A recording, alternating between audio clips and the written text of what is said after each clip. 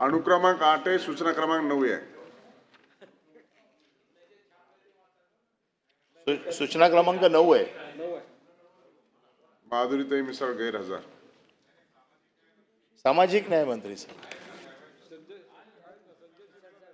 शेषाट साहेब वितरित केल्याप्रमाणे म्हणा काय सांगायचं ते.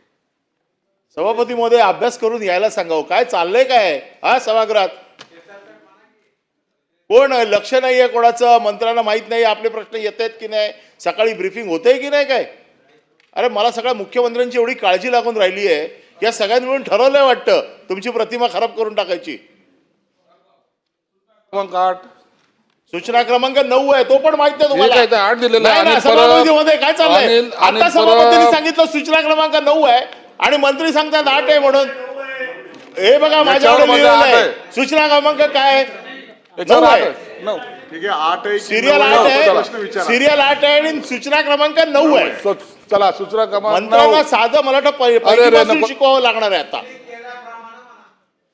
त्यामुळे आपण आता मराठी कंपल्सरी केली आहे. नाही मराठी कंपल्सरी नाही, यांना शिक्षण घेतलं पाहिजे हे कंपल्सरी करा.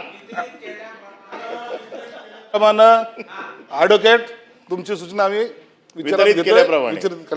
सभापती महोदय विषय असा आहे की ज्या माणसावरती गुन्हे आहेत, ज्या माणसाला अपराधासाठी त्याच्यावरती कोर्टात न्यायप्रविष्ट प्रकरणं आहेत, आता सामाजिक खात्यामध्ये असे चांगले लोक नाही आहेत का शिकलेले की ज्यांना आता प्रतिष्ठित मंडळावरती आपल्याला बसवता येत आहे.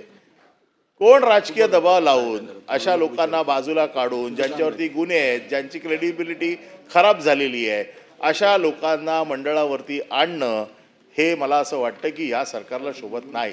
म्हणून माझा साधा प्रश्न आहे, मी एकच प्रश्न विचारतो की ही प्रतिनियुक्ती रद्द करून याच्यावरती जो माणूस तुमचे निकष आहेत त्या निकषातल्या माणसाला तुम्ही बसवणार का.